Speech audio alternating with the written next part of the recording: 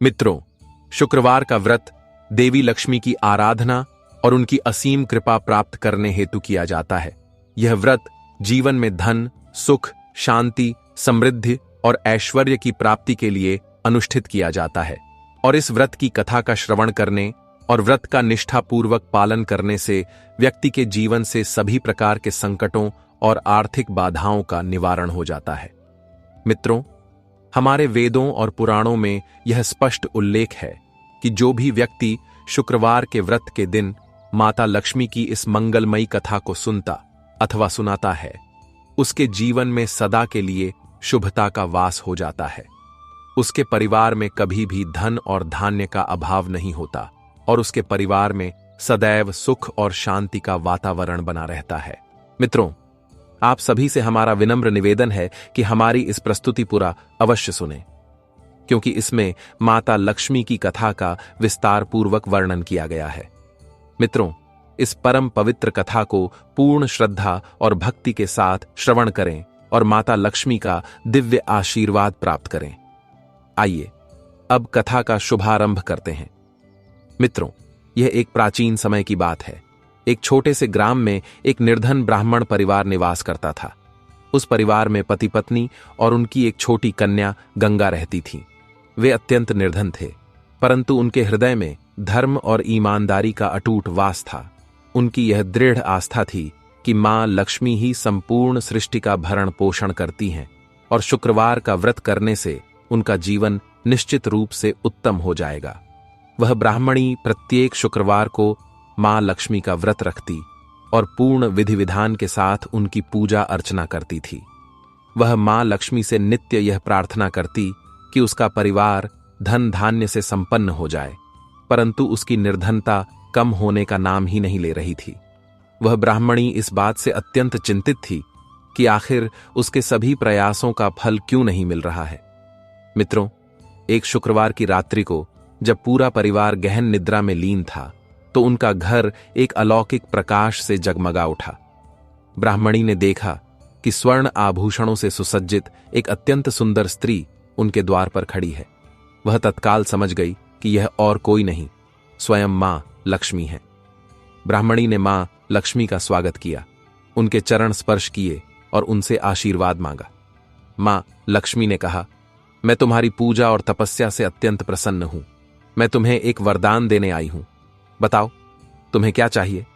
ब्राह्मणी ने संकोचपूर्वक कहा, मां, हमारे घर में अत्यधिक निर्धनता है। कृपा करके हमें धन और धान्य का आशीर्वाद प्रदान करें। मां लक्ष्मी ने मुस्कुराते हुए कहा, मैं तुम्हारी प्रार्थना अवश्य सुनूंगी, परंतु इसकी एक शर्त है। तुम्हें अगले 7 शुक्रवार तक मेरी परीक्षा देनी होगी। यदि तुम उस परीक्षा में सफल हो गई तो मैं तुम्हारे घर में स्थायी रूप से निवास करूंगी। ब्राह्मणी ने अपना सिर झुकाकर कहा, आपकी जो भी इच्छा हो मां, मैं प्रत्येक परीक्षा के लिए तैयार हूं। मित्रों, अगले शुक्रवार की सुबह एक भूखा साधु उनके घर पर आया। ब्राह्मणी ने अपने पास बचे हुए कुछ धन में से उसे दे दिया। ब्राह्मण ने इसका विरोध करते हुए कहा कि हमारे पास तो स्वयं के लिए कुछ नहीं है और तुमने हमारी अंतिम रोटी भी दे दी। परंतु ब्राह्मणी ने कहा कि मां लक्ष्मी ने यही सिखाया है कि दान देने से ही धन की प्राप्ति होती है। उसी रात्रि एक अज्ञात व्यक्ति उनके द्वार पर एक थैला रख गया, जिसमें कुछ धन और अनाज था। मित्रों, दूसरे शुक्रवार को एक व्यापारी उनके घर आया और भूलवश अपने स्वर्ण मुद्राओं से भरा थैला वहीं छोड़ गया। ब्राह्मण ने सोचा कि उसे यह रख लेना चाहिए, परंतु ब्राह्मणी ने उसे वापस कर दिया। व्यापारी अत्यंत प्रसन्न हुआ और बोला कि मैं तुम्हारी ईमानदारी के लिए तुम्हें पुरस्कृत करना चाहता हूं। उसने उन्हें कुछ धन और वस्त्र दिए। मित्रों, तीसरे शुक्रवार को एक धनी व्यक्ति उनके घर आया और बोला कि यदि तुम मेरे अनुसार कार्य करोगी तो मैं तुम्हें बहुत सारा धन दूंगा, परंतु उसकी शर्तें अनुचित थीं। ब्राह्मणी ने उसे मना कर दिया। उसी रात्रि उनके खेत में स्वर्ण मुद्राएं उगने लगीं। मित्रों, मां लक्ष्मी ने अगली परीक्षाओं में उनके धैर्य और तपस्या का परीक्षण किया। हर बार ब्राह्मणी ने अपनी आस्था और निष्ठा से मां लक्ष्मी को प्रसन्न किया। मित्रों, छठे शुक्रवार को एक वृद्ध महिला आई और बोली कि तुम्हारा घर बहुत सुंदर है, क्या मैं कुछ दिन यहां रुक सकती हूं? ब्राह्मणी ने प्रसन्नतापूर्वक स्वीकार कर लिया, परंतु वह वृद्ध महिला बहुत उपद्रवी थी।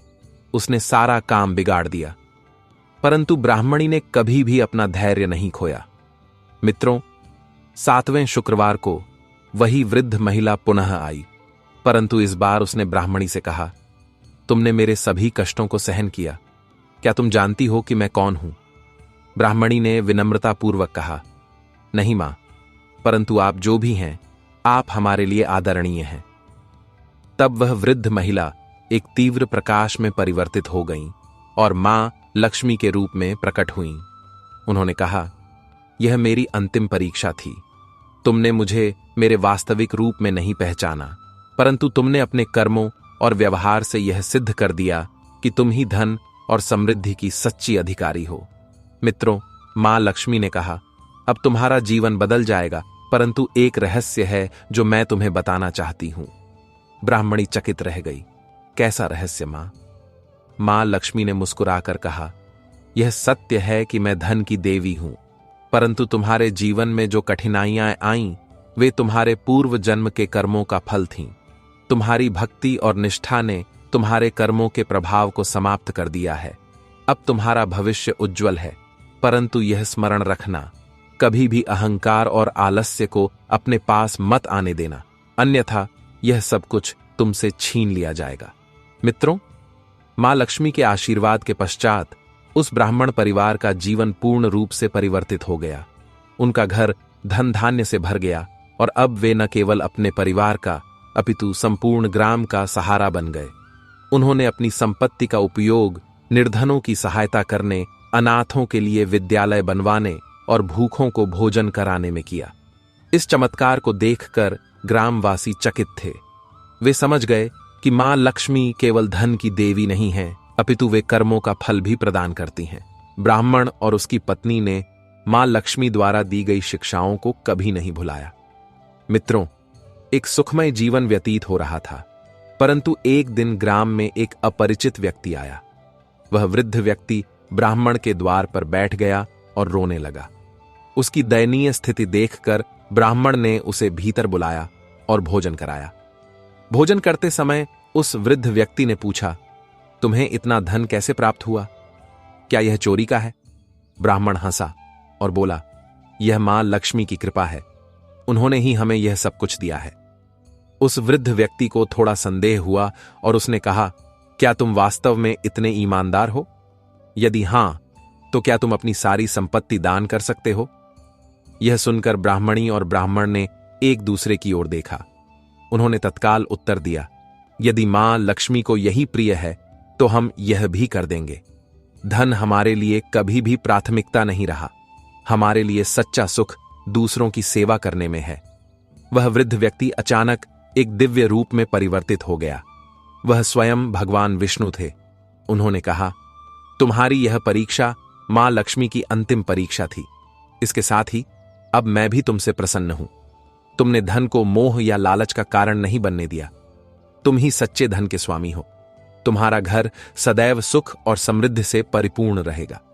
मित्रों, भगवान विष्णु और मां लक्ष्मी ने उस ग्राम को भी समृद्धि प्रदान की। वहां न केवल ब्राह्मण परिवार का, अपितु संपूर्ण ग्राम का जीवन बदल गया। लोग अब ईमानदारी, दान और दया के महत्व को समझ गए थे। ग्राम में किसी को भी भूख या निर्धनता का सामना नहीं करना पड़ता था। उस ब्राह्मण परिवार का घर एक तीर्थ स्थल बन गया, जहां लोग मां लक्ष्मी का आशीर्वाद लेने आते थे।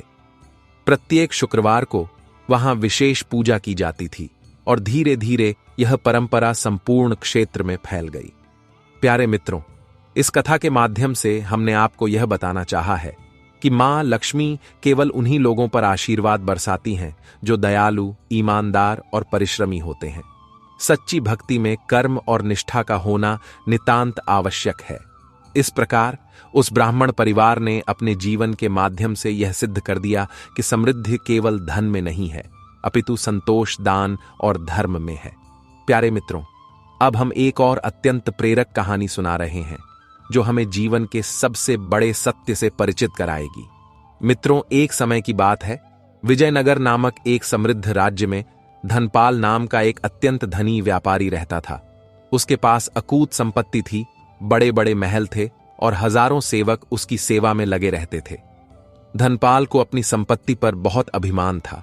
वह मानता था कि उसने यह सब अपनी बुद्धि और परिश्रम से अर्जित किया है और इसमें किसी देवी देवता का कोई हाथ नहीं है। वह अक्सर गरीबों और भक्तों का उपहास उड़ाता था। उसकी पत्नी सुशीला एक बहुत ही धर्मपरायण और मां लक्ष्मी की अनन्य भक्त थी। वह अपने पति के व्यवहार से बहुत दुखी रहती थी और उसे समझाने का बहुत प्रयास करती थी कि यह सारी समृद्धि मां लक्ष्मी की ही कृपा है, हमें उनका आभारी होना चाहिए और अहंकार नहीं करना चाहिए। परंतु धनपाल उसकी एक नहीं सुनता था। एक दिन मां लक्ष्मी ने धनपाल के अहंकार को तोड़ने का निश्चय किया। उन्होंने एक वृद्ध निर्धन स्त्री का रूप धारण किया और धनपाल के महल के द्वार पर भिक्षा मांगने पहुंची। धनपाल उस समय अपने महल के छज्जे पर खड़ा अपनी संपत्ति को निहार रहा था। जब उसने उस वृद्ध स्त्री को भिक्षा मांगते देखा तो वह क्रोधित हो गया। उसने अपने सैनिकों को आदेश दिया, इस भिखारिन को यहां से भगा दो, मेरे महल की शोभा खराब कर रही है। सैनिकों ने उस वृद्ध स्त्री का अपमान किया और उसे धक्के मारकर बाहर निकाल दिया। जाते जाते उस वृद्ध स्त्री, जो स्वयं मां लक्ष्मी थीं, ने कहा, हे अहंकारी मनुष्य, तूने आज मेरा नहीं अपनी समृद्धि का अपमान किया है। अब मैं इस घर में एक क्षण भी नहीं रहूंगी। यह कहकर वह अंतर्ध्यान हो गई। उसी क्षण से धनपाल के बुरे दिन शुरू हो गए। उसके व्यापार में घाटा होने लगा। उसके जहाज समुद्र में डूब गए। उसके गोदामों में आग लग गई। देखते ही देखते उसकी सारी संपत्ति नष्ट हो गई। वह सड़क पर आ गया। उसके सभी मित्र और रिश्तेदार उसे छोड़कर चले गए। अब उसके पास न तो महल था, न सेवक और न ही 2 वक्त का भोजन। धनपाल और सुशीला एक छोटी सी झोपड़ी में रहने लगे। धनपाल अब दिन भर मजदूरी करता, तब जाकर उन्हें रूखा सूखा भोजन नसीब होता। अब उसे अपनी गलती का एहसास हुआ। उसे समझ आ गया कि संपत्ति पर अहंकार करना कितना बड़ा पाप है। वह अपनी पत्नी सुशीला के साथ मिलकर मां लक्ष्मी से क्षमा याचना करने लगा। सुशीला ने उसे शुक्रवार का व्रत रखने की सलाह दी। धनपाल ने पूर्ण श्रद्धा और पश्चाताप के साथ मां लक्ष्मी का व्रत रखना शुरू किया। वह दिन भर मेहनत करता और रात में मां लक्ष्मी की पूजा करता। उसके हृदय से अहंकार का नाश हो चुका था और अब उसमें केवल भक्ति और विनम्रता शेष थी। कई वर्षों तक इसी प्रकार कठोर तपस्या और भक्ति करने के बाद एक शुक्रवार की रात को मां लक्ष्मी ने उसे स्वप्न में दर्शन दिए। मां ने कहा, धनपाल, मैं तुम्हारे सच्चे पश्चाताप और भक्ति से प्रसन्न हूं। मैंने तुम्हारी परीक्षा ली थी ताकि तुम धन का सच्चा मूल्य समझ सको। धन साधन है, साध्य नहीं। इसका उपयोग सेवा और धर्म के कार्यों में होना चाहिए, अहंकार के पोषण में नहीं। जब धनपाल की नींद खुली तो उसने देखा कि उसकी झोपड़ी एक भव्य महल में बदल गई है और वह फिर से धन धान्य से संपन्न हो गया है।